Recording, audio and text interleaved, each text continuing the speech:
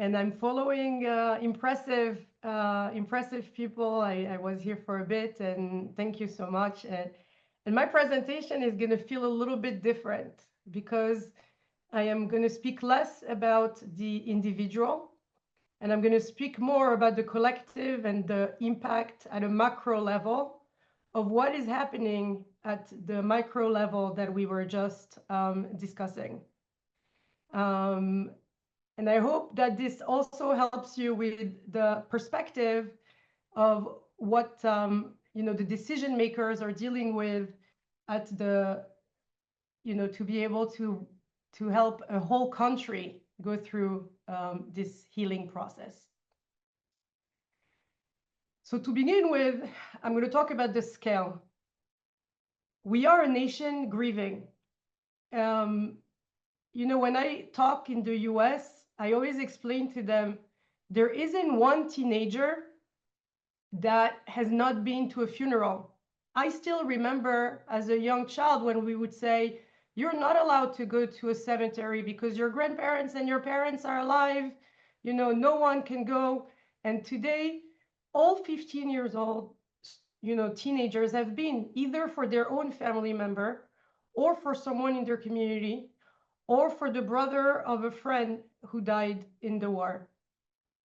And that has created grieving at a scale that we haven't known for a long time. 2,000 children almost were killed. And 950 children lost a parent. We have 350 people who lost their spouse. We have 120 parents who lost their only child. The scale of the injuries is incredible. 30,000 people injured. And amongst them, we know that about 19,000 are under 6, are injured, and 37% are under 6. So it is an enormous amount of people. We have 10 million people, all different exposures, all different needs, and long lines. What is the impact of collective trauma? We know right now in Israel, we've had already 100,000 new PTSD diagnoses since October 7th. This is from Kehileti data. And what are we seeing that's interesting is that those numbers are steady state. Every month, we're diagnosing the same amount of people, the same number of people. It's twice the number that we were diagnosing before 2023. But you would think that with a traumatic event like we had 2 years ago, there should be a spike and then, it should come down. And what we're saying is that this is not coming down because a lot of people are being diagnosed not because of the acute distress that we felt, but also because of the chronic stress that everybody is on that ends up turning up into PTSD. And many people forget the behavioral health issues that come from the trauma, the eating disorders, where we are seeing 40% surge in referrals, the addiction, where 1 in 4 Israelis report that they're using substances. Not all of them are using illegal substances like alcohol or cannabis. A lot of people are just using a lot of Clonex and Xanax. And unfortunately, we're hearing a lot of people that truly believe that the end of the war is the end of the trauma. I speak to folks and they say, okay, so now the war is over, right? We should just rebuild. We're done with mental health, right? Well, no. First of all, we expect 500,000 people to suffer some kind of impairment from PTSD and more than 1 million to need mental health support.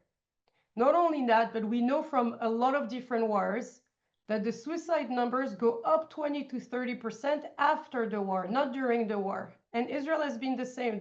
Our statistics in suicides have not gone up in the last 2 years. But we're worried now that when people come home from the war, when people, the news are now coming down, folks think, oh, look, everybody's going back to normal. I'm the only one that's stuck. I'm the only one who can't make it, can't find a job, etc. And that's when people die from suicide and loneliness. Another thing that we now know, because it just came out, is the 911 study on long-term impact on first aid responders. It took them a while to compile the data, but we're looking at 20 years of tracking. And we could see here in this curve that the peak of the symptoms, the peak of the suffering was actually 10 years after 9/11. And that was only one day. That was one day event. They also saw that PTSD came with serious physical health complications, and that for 10%, the symptoms never really went away. And these 10% are the ones who costed the most money to the system. But one thing that I find very optimistic is that the resilience of people was more linked to the coping strategies, to what Yuval was just talking about, what Michal was just talking about, than to the trauma severity. It means that it's not based on what people leave that we could say, oh, they'll never get over that. No, it's the coping strategy that have an impact. So for us, the lesson is that we need to plan for decades of trauma support. We need to track how people are doing over time. We need to make sure we think about treatment resistance, and we know that resilience can be taught. So what are the challenges in Israel? And I would say even around the world for that first one. There is no playbook. You know that Israel is the best country at execution, right? Crisis management, we're awesome. Yeah, give us a good crisis, we'll figure it out. And look at the COVID vaccine rollout. Bill and Melinda Gates Foundation had already eradicated polio in Nigeria. If you can eradicate a disease in Africa, why wouldn't you be able to do it in Israel? So we just took the playbook, made it even better, and did it. But healing collective trauma, there's no manual. No one's done it anywhere. We have to figure it out as we go.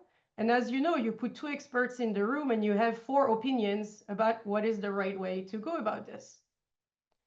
Number 2, Israel has been underfunding mental health for many, many years. We are spending 4 to 5% of the entire healthcare budget on mental health, compared to 7% in the US or 10% in Europe. So the system was starved before the war. And lastly, the system is extremely fragmented. When Israel created the 4 kupot cholim, mental health was not included in the services of the kupot cholim, and therefore NGOs had to fill the gap. The government told people, here's money, take care of your own. Those people self-organized into NGOs. But now, at the beginning of the war, no one knew who's doing what. One of the things we're doing is we're actually mapping all of the organizations that are working alongside the HMOs and the government. So the first thing we did is we are engaging and mapping. We listened to what happened. We map what exists. We spoke to 300 amutot. We spoke to more than 500 people and stakeholders to understand what are the needs. We created space for knowledge sharing, and now we're building solution. I want to show you just what it looks like, right? First, we all know that the government is putting a lot of money from a lot of different places in mental health, right? There is Ministry of Health and Misrad HaBitachon and Misrad HaRevacha, but Bituach Leumi is another budget. And then I just learned from an NGO that their budget, because they're using actually spirituality concepts like Yuval was just talking about, their budget comes from Misrad HaTfutzot.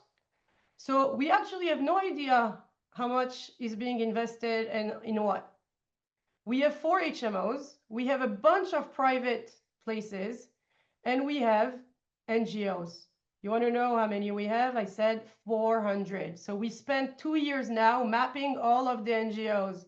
Who's doing what specific methods, education, who's doing training, who's working with the soldiers, who's working with minority group, at-risk group. You can't even see the logos because there are so many of them.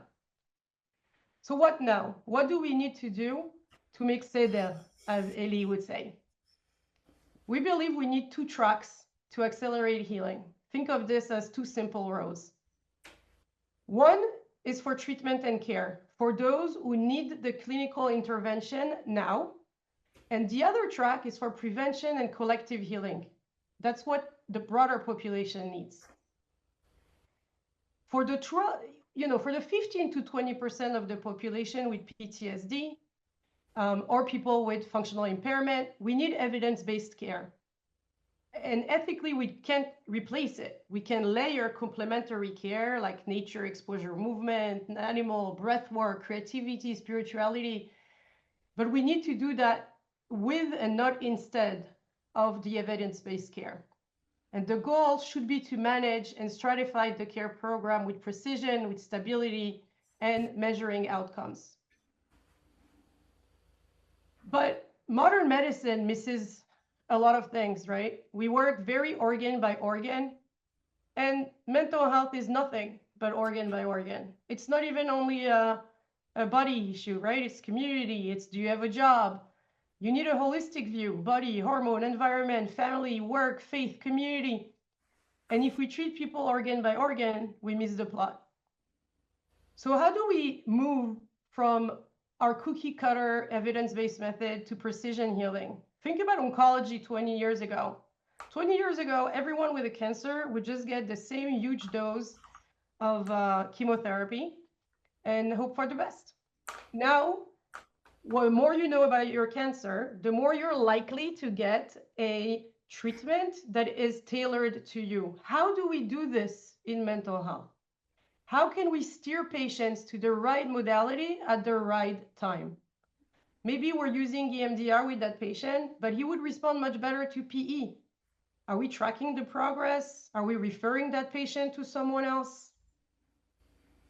And we also know that some people will not go to therapy. Talk therapy is not for them. So they're going to try body-based, nature-based approaches, and those have promising evidence. Psychedelics, new pharmacological treatment. But to be adopted by HMOs, the Kupot Cholim, by insurers, by the government, we really need to have stronger local data. So whenever we invest in a new system, we need to track. And that's track number one. But most people in Israel do not need traditional one-on-one therapy. And by the way, let's be honest, no country in the world could give their entire population one-on-one therapy. That's just not realistic. So we need the group like Michal spoke about. We need things that are more secondary prevention and tools that reduce the risk while building the resilience. And that's community, schools, synagogues, workplaces, youth movements. We need psychoeducation. We need peer groups, guided practices, ritual, spirituality, and we need to train our lay leaders like schools, teachers, or principals or municipality leaders to notice and to refer people in need. That's not a downgrade. It's not that we're not giving people the care they need or deserve, but it's how a nation actually can heal at scale. So you might be thinking, hey, you told me we need to personalize care. And then you're now saying that we need to scale to 10 million people, right? And we can't do both, right? Personalized care is on a small group, scaling is 10 million. And that's why we need those two tracks, because we need to be very intentional. Track one depends on the personalization. We need to match the therapy to the person. And track two demands scale. We need mind-body practices that goes in the neighborhood and in the networks. And to do this, we need triage and pathways. We need a system that can guide people to what they need. Because neither treatment nor prevention can succeed without a very strong foundation. We need a few things that support alignment, accountability, learning. We need national leadership, better trained workforce, data standards. We need structured follow-up. We need to identify what needs to be escalated. And these elements are not separate from care and prevention. They're what sustains us over time. And so here are my call to actions for people in this room. If you're a clinician, hold the line on evidence-based care and add other elements as appropriate. Use measurements to see the progress and refer up or across when the modality is not moving the needle. For those that lead programs, run groups, invest in psychoeducation, invest in breath, movement, nature, include spirituality and culture. Set simple metrics to measure progression, even if it's just attendance, functioning, referrals. Community leaders, we need them to normalize help seeking. We need them to spot warning signs. We need them to know how to refer people. And we need them to build rhythms that will regulate the nervous system of the Israeli ecosystem. And funders and policymakers, we need them to back up both of the tracks I talk about. They need to require outcomes. We can no longer have a country that does not have any quality standard assessments. We need to pair grants for interventions with an evaluation plan. We need the research that supports what we're doing. And of course, we need to support our workforce with training, with supervision, and with emotional support, because they're the first line of defense, and they're protecting us while they're going through their own trauma. And so healing Israel is a national mission that needs to bring the rigor of science, but the collective of the spirit. We need to bring in the clinic those that need it, but treat in the community everybody else.